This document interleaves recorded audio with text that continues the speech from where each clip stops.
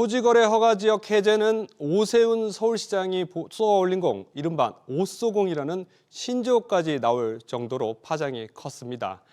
정부와 서울시가 부랴부랴 수습에 나섰지만 한동안 잠잠했던 부동산 시장에 혼돈을 가져왔다는 비판을 피하기가 어려워 보입니다.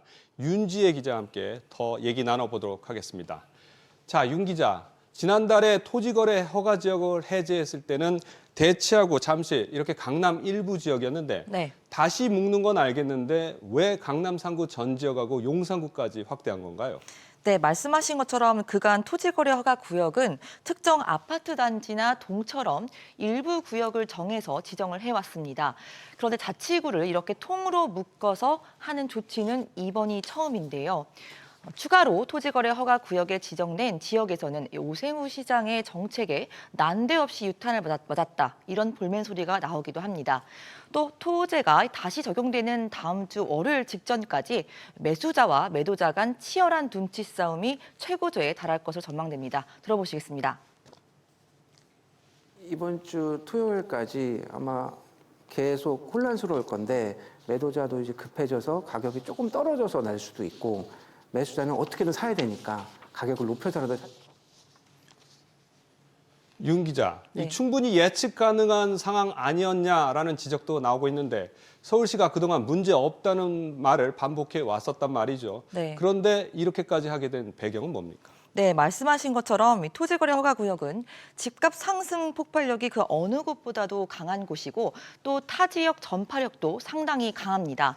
한 달 만에 해제와 지정을 번복하는 것 자체가 시장에 큰 혼란을 줄 수밖에 없는 이유인데요.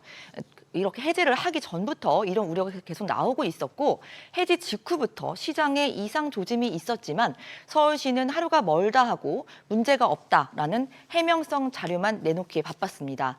오 시장의 발언만 놓고 봐도 문제 없다라고 말한 것에서 이상 조짐이라고 바뀐 게 불과 일주일 만입니다. 예상보다 시장 파급력이 빠르고 커지면서 결국 한 달 만에 백기를 든 셈인데요. 차기 대선 주자로 뽑히는 오세훈 시장 입장에서는 여러모로 타격이 큰 상황이라고 볼 수 있습니다. 정부가 추가 규제까지 시사하고 네. 있는 상황인데 일단 시장은 안정이 될까요? 일단 전세를 끼고 집을 사는 이러한 갭 투자가 막히게 되면 매수세는 빠르게 줄어들 겁니다. 하지만 단기간에 부풀어 오른 가격이 제자리로 돌아가는 데는 시간이 꽤 걸릴 것으로 보이는데요. 그러니까 규제만 풀리면 언제라도 수억 원씩 오르는 건 문제가 아니다. 지난 한 달간 시장 상황은 해당 지역 집주인들에게 오히려 이러한 믿음을 주는 시간이었을 겁니다. 당분간 매수세와 거래가 줄긴 하겠지만 일부 급매물을 제외하고는 호가와 실거래 가격은 크게 내려가지 않을 것이란 분석이 나오고 있습니다. 윤 기자 수고했습니다.